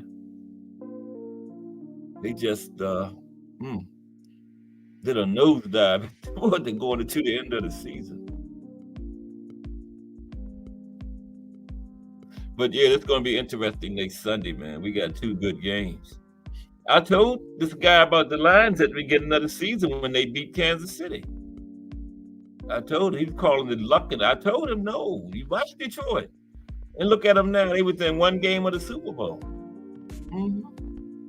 That's what you call good management. Because Detroit was bad for a long time, constantly getting top picks. And they were constantly making top picks. Now you got some teams that's bad, getting top picks every year and never get better. You got to look at your management when that happens. But Detroit got good management because they took advantage of all those losing seasons, getting those good picks. You know? We got Aunt McQueen coming into the building. What's up? Okay, there you go. What's up, Aunt McQueen? Yeah, I apologize about that. And McQueezy, my guy, what's the deal? Chilling, gents. Chilling, bro. Yeah, we was talking a little football. Since we're getting close to the bowl, to the Super Bowl, you know. Yeah. I got no dog in the race. My team didn't make it to the playoffs. So. Who did the Knicks play? You went to the Garden yesterday, didn't you? When they got over that Saturday? That was Saturday. When did that? Yeah, that was Saturday. I think. Who did the Knicks play that day, Ant? Yo, can you hear me? Yeah, I hear you. I can't hear Ant though. You still there, Ant? Yeah, I had myself muted momentarily. I had to let the dog out. He was barking like crazy. We had to use it. No, I'm saying, who did the Knicks play when you went to their game Saturday? Oh, the Toronto Raptors. Toronto Raptors. Which was an interesting game. Oh, it was? Did the Knicks win it? Oh, yeah, it was a blowout. They won in blowout fashion, 126-100. Yeah, that was a blowout. Wow. They almost beat them by 30. Yeah. But the reason why I was interested was because we had 2 former draftees visiting the Garden for the first time since they've been traded. RJ Barrett and Emmanuel Quickly. Oh, okay. How long they been gone? Probably about 2 weeks. 2 weeks. That's maybe, all? 2 weeks, They 3 just weeks. left. Yeah, okay. They just left. I want to say at the end of December or the beginning of January. Yeah. They just got traded to Toronto, and RJ Barrett's been here for like 4 or 5 years. Yeah, I know he's been on the Knicks for a minute. Pick, yeah. So I didn't know he was gone. To tell you the truth, he just got traded to Toronto That's recently. news to me, man. He just got traded, so it was his first game back at the Garden. It was weird seeing him in another jersey. Yeah. They had a video montage and a tribute and all this stuff, thanking him for his tenure with the Knicks and everything like that. Who did they get for? They got OG Anunoby. Okay. And Precious Achua. Yeah. What's his guy's name? Malachi Flynn. Okay. All right. What was you ready to say? No, I said it was a contest for the first half. Yeah. And it was a blowout in the second half. One of them 1/2 games. Yeah. Yo, man, it's real good to hear my man Aunt McQueen back up on the scene. Yeah. But going back, go ahead, Aunt. Go ahead. I know. I was gonna say I was walking around the Garden marveling at all of the boxing memorabilia because they had all of those big fights that took place there. Yeah, So I you was know sending you guys that those pictures. was They had like the great gloves fight. that Ali and Frazier wore during the fight. They got them Oh yeah. enshrined in Yeah, the gloves. I sent you a picture of it. you see the picture? You didn't see the picture, guys? No, I didn't see it. Oh man, you gotta Okay, go I'm gonna back to check the it out. text. Though.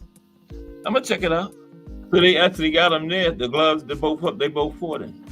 Yep, and they got them signed and autographed. They have the original. They had the ticket stubs and the posters and all of the promotional stuff. You know, I never knew why they called the garden the Mecca, but I guess I could see why now because it's got a lot of rich history from the venue taking place there. Oh yeah, the garden was the place in sports, man. You know, they had all of the basketball, the boxing. Didn't one of the hockey teams play there at one time, man? No, the Never. Rangers, they still play there. Oh, they did. Okay, yeah. So the garden was the place. Prior to the garden, there used to be a lot of fights that used to take place at Yankee Stadium and yeah, that's right. Yankee Stadium and the Polo Grounds, which is uptown. Yeah, the Polo Grounds. Yep. Ali and Norton, he was at Yankee Stadium, I believe. Yeah, Ali Norton 3 was at Yankee Stadium. Hey, they had that. He had sent that ticket with what was it? Frazier and who else was that? Oh, that was a great fight too. What was? I think it was the last picture you sent. And who was the Frazier fighting?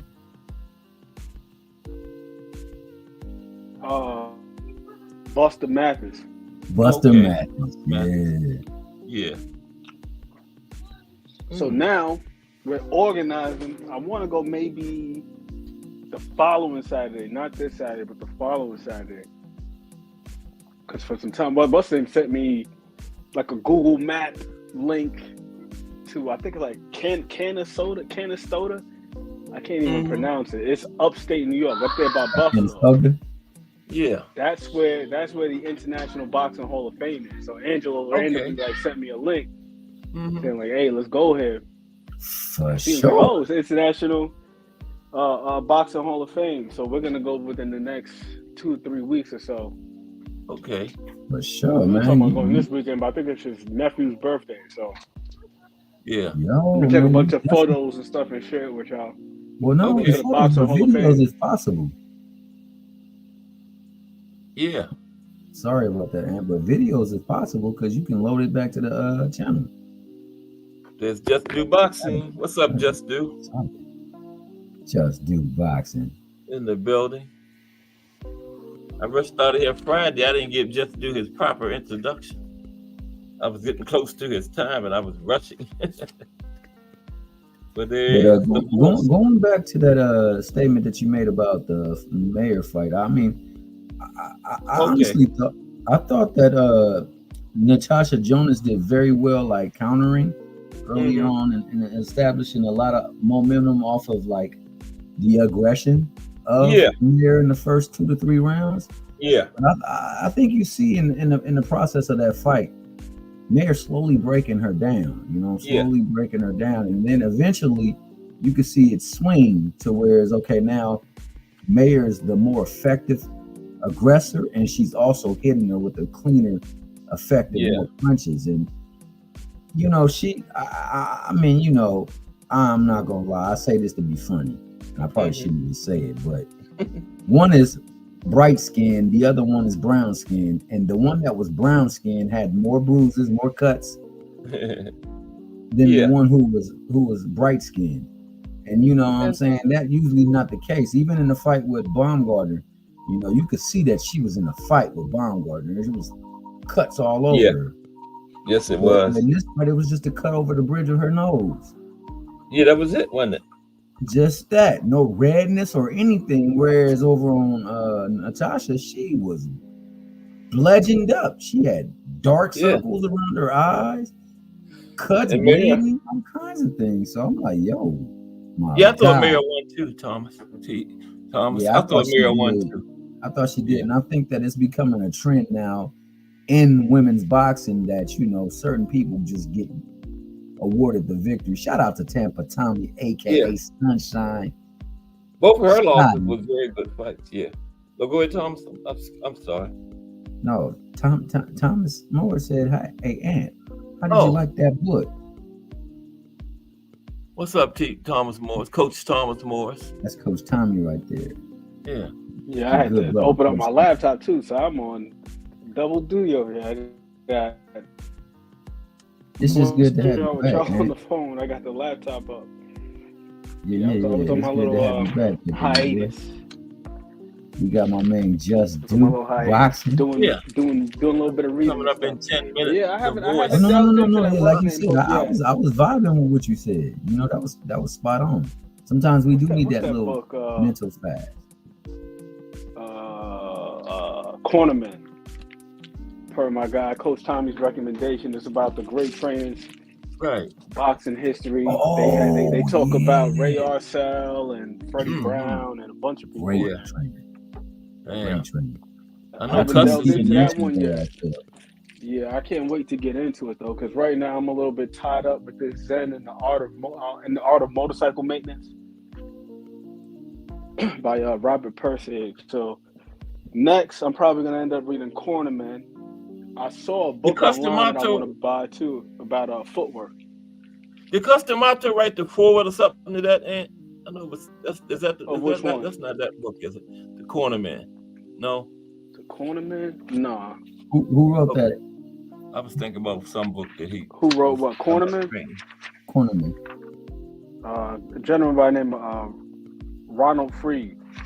But yeah, this would be right up your alley, Cass. They have a chapter on Ray Arcel, Jack Blackburn, Charlie Goldman, Freddie Brown, man. Eddie Futch. I'm extremely excited to read about Eddie Futch because I watched a documentary on him, and they were saying that he was one of the best tacticians in boxing history as far as constructing a game plan. Yeah, his game plan was great. Yeah, I would probably read what's that. What's gave me this book the last time I saw him, the night of the Better Be It fight. We had linked up, Angelo and I, we linked up. And he had ordered me a book off of Amazon, Sporting Blood, Tales from the Dark Side of Boxing. It's by Carlos Acevedo. Okay. And it talks about like all of the scandals and political stuff, all the sneaky stuff that happened. Yeah. in boxing, you know. Yeah, so it's how my man Ann's doing, man? I ain't seen or heard from Ann in a minute. Angelo's doing good. Like I said, we're supposed to be going to this boxing Hall of Fame within like the next 2 to 3 weeks. So I'm ecstatic about that. I can't wait to see what they got in there. I mean, I was gonna look at the inductees on the website, but I was like, I don't even want to spoil it for myself. I kind of want to just leave it a mystery and just show up and just marvel at all of the stuff that they have in there. Yep. Just do it that way. Yeah. Yeah, that Cornerman, I would probably read that book cover to cover without stopping, man. Damn. Oh yeah. And you've been doing some great work, man, with the great work, guys. with the covering of these things. I think it's extremely important to look at these guys. And another thing too, I'm not sure if you guys have ever checked out this YouTube channel. I gotta find the name of it. I want to say it's like Beyond the Ropes or something like that. But they have a whole bunch of interviews and stuff from like the past, from like the old HBO broadcasts. Oh man, yeah. Yo, that stuff is fantastic. Yeah. Yeah, I'm gonna talk about East German boxing tomorrow. So okay. Loma and the Klitschko's and all them guys. Victor Postal. And further back than that too. Some guys. What's his name was filthy. I was watching this fight against what's my guy's name? Danny Williams the other day, Vitaly Klitschko. His balance was top notch. Like the way he used his legs and stuff. Kovalev. Klitschko? Yeah, Klitschko. Yeah. Two brothers. Vitaly. Which one do you think was better? Who was the oldest? Vitaly. He was the old. Wasn't he the oldest? Older. I can't remember. Yeah, the older brother. I thought Vladimir was, but you could be right. I get them mixed up. Vitaly's the older brother of Vladimir. Okay. Vitaly's the older brother. Yeah. I always get them mixed up. Which one you think was better? I thought was better. I think they're a little bit different. They're a little bit different styles. One was more powerful. One was more tactical. Okay. I remember watching them years ago, and I kind of grouped them together. But I think the only similarity that they really have stylistically is the fact that they're both big guys. Yeah, Right. That's about it. Right. Outside of that, they thought fight that, different styles. Yeah, because if I remember correctly, Vitaly was the more like puncher. Mhm. Yes. Whereas Vitaly was more of the boxer. Okay. Vitaly has some stuff. See, but Vlad had a little bit of that. What's the name? Like Lennox Lewis after he got with what's my guy's name? After he got with Emmanuel Stewart. Like, remember, he would jab you and smother. Like he ain't really gonna let you get your stuff off. That's kind of like how Vladimir fought. Whereas Vitaly was a little bit more offensive. I think that what's the name was like more of like a tactician. Kind of like I would say like Lennox Lewis, like years later, where like he just knew how to win a fight. Like he had power and all that stuff. But the other thing with Vladimir too is Vladimir was a little chinny, just a little bit. And I think that's probably why he fought that type of style where it was just like if he couldn't control the range, he was just going to smother you on the inside and not let you get your stuff off. Right. But it was smart and it worked. Yeah, that is smart. Yeah. Okay, fellas. We're gonna get ready to get on out of here then. I appreciate y'all as always. And we're gonna be talking about East German boxing tomorrow. Hey, Kaz, before we go. Go ahead, Tom. Before we go, man, I understand how uneasy it is for you, my man. Because I understand how it is being with somebody that you really don't vibe with, man. But you got so much knowledge, a wealth of knowledge, man. That show be so much better with you on that panel, my brother. Oh, you mean the old schools? Yeah. School, man. Next week we gotta have you up on that old school. Yeah, I'll think about it. I don't want to get up respond to nobody if you don't want to. Somebody that's supposed to have that status and everything, and I don't want to get up there and say the wrong thing to one of them. You got that status, my brother. You giving us that education. I understand. That edutainment. Yeah. I want to jump on. I've been up there before, but I just haven't been there. You're one of the originals. Other guys started coming in when it was just us, like me and old school and Dre Finest and Loose Gas. I went, but it's I don't know. I will eventually. But wonderful show as always, my man Cass. Okay. Thanks for allowing I appreciate y'all, man. Rock with you. Okay. Appreciate you, T Hill. As always. It's time for Just Do Boxing, the voice now. I guess I'll see y'all over there in a few minutes. But I got to do my little rundown. We had today, Just Do Boxing was in the building. Doc Eric. Appreciate you, Doc Eric. Hope you come back. First time I saw you, but don't make it your last time. Bruce Gas, Boxing, Jazz, and More, one of my regulars.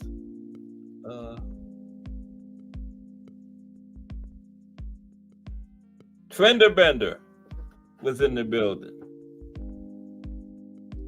Gregory Pratt, #JBT, aka GP. Mike Rhyme, Lonnie Lee, #JBT. Attentive Aunt McQueen, back in the building. Coach Thomas Morris. Ernest Johnson was in the building. Hardcore fan who I've seen around these YouTube channels. I hope he comes back in because he was a great addition to have in the chat today. BN Boxing News. And get over there and check out BN Boxing News, man. Subscribe to him. He don't have a regular time that he comes on, but he still has some fire content over there. BN Boxing News. Mike Mazik was in the building. I Serve 88. Justin James, #JBT. Thomas Hill, #JBT. And Jay Hardcore, the creator of the #JBT from Hardcore Boxing News. We'll see him tonight at 8 and then the Rise podcast at 9 o'clock.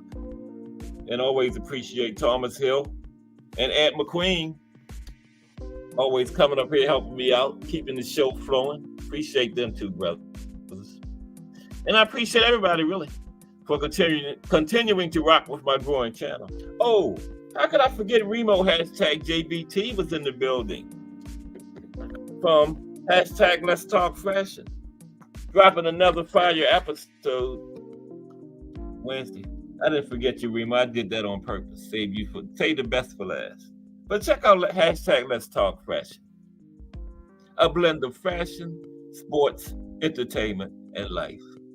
Dropping another episode 10 a.m. Wednesday morning. But I appreciate everybody that continues to rock with my growing channel. Now get over there and check out Just Do Boxing The Voice. Getting ready to be in progress. This is Cash Sports. Everybody have a good day. Thank you.